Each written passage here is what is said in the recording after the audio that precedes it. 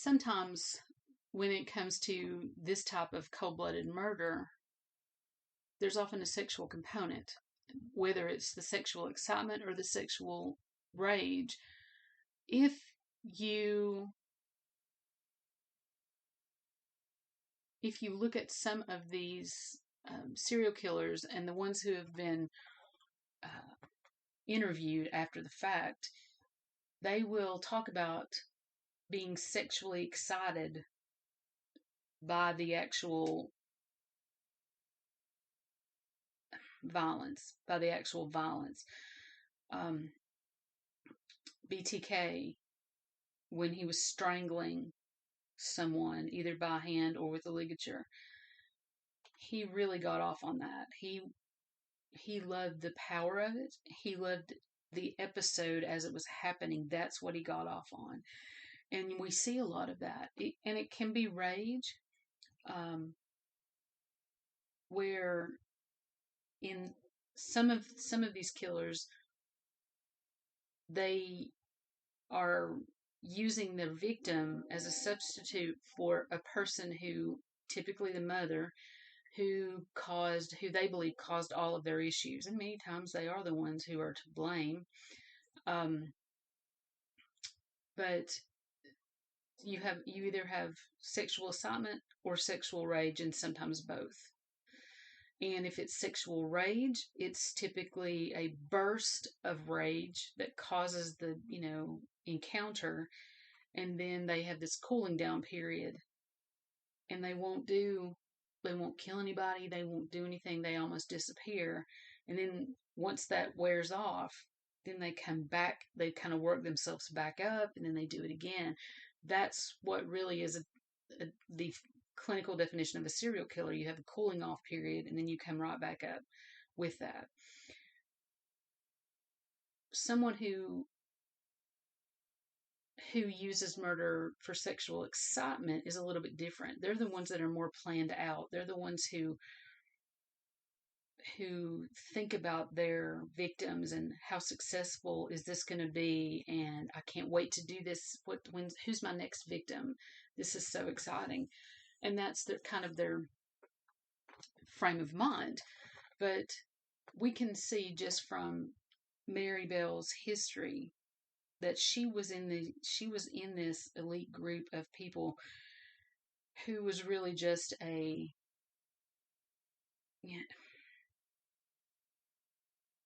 she was actually just one of those people who was going to combust at some point, and she did. One of her friends, another young girl named Norma Bell, they weren't related, but their last names were Bell. She was 13 at the time of the murders, and Norma would end up playing a role in the investigation and So Norma became an accomplice to Mary and would become the key the authorities needed to solve the murders that had taken place. What possessed Norma to be Mary Bell's accomplice? Was she talked into it? Did she have a conversation with Mary Bell, and Mary Bell kind of told her what she was interested in doing, or what she had already done, and she thought that was interesting? We don't really know the answer to that, but we know that Norma definitely participated in the crimes in some way. The first victim was Martin Brown, and this happened on May the 25th of 1968. And he was found in an abandoned home. He was 4 years old, and he was found with blood and saliva on his face. At first, it was suspected that he died by accident, but upon further investigation, the police uncovered that something infinitely more sinister had happened, and Martin had been brutally strangled. Now, this was such an odd occurrence that it caused a lot of panic in the community. And most of these do. But anytime someone that young is murdered in this way, it causes a lot of disbelief and outrage. And that's what happened here. So the police, kicked in, launched an investigation. and didn't have Mary Bell anywhere on their radar.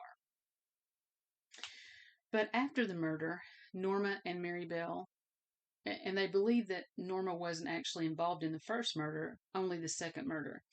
But together after the first murder, they decided to get, to do some additional crazy things, and they broke into a nursery and vandalized it.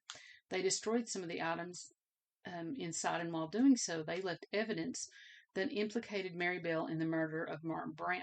They left notes behind at the scene, and the police found them pretty quickly and then just kind of dismissed them as kids being kids. But they really turned out to be the actual confessions. So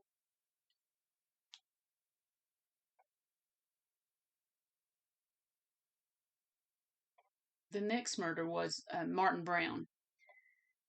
I'm sorry, after Martin Brown, the next one was I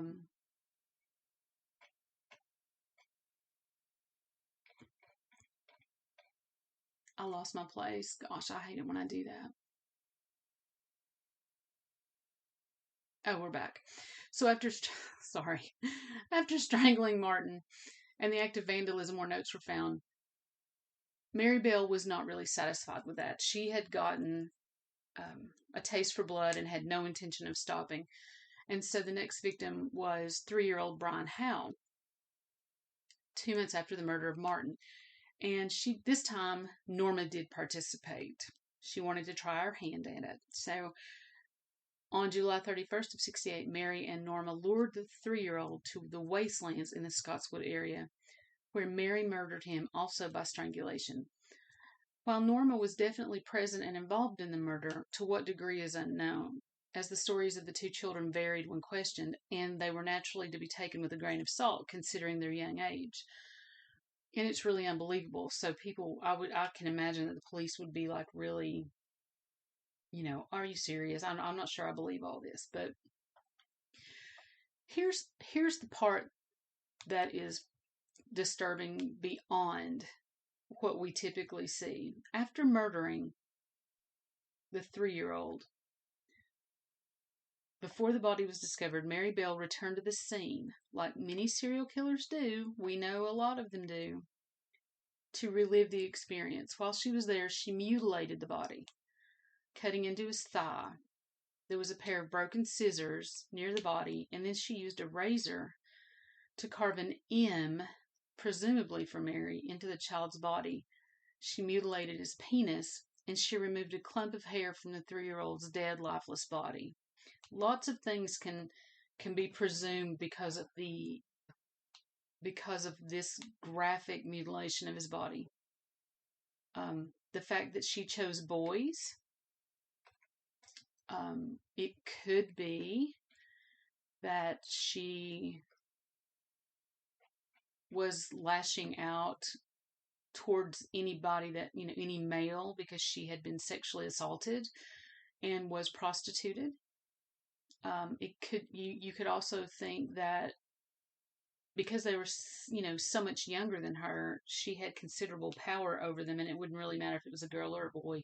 These are the people that she had access to. So when the body was found in the wastelands, it was pretty horrific, and the police complicated the case because they thought initially that the letter carved into the boy was an N. But that was later changed by a different hand to an M as in Mary. So it could have been an N to begin with, and then but for Norma, and then it was changed to an M for Mary. So they really don't know who mutilated it, or did Norma begin it and Mary finish it. That was never answered. So they really didn't know. But the fact is, it doesn't take a genius to think, even if it was an N, that could tie Norma to it, right? And if it was an M, of course, that's going to tie Mary to it. They were working in tandem. So I find it intriguing. Did they have a conversation over the body? Were they, together and one thinking, I want to claim this one. I'm going to put my initial on him. I mean, who comes up with that stuff? How do you come up with that stuff? Um,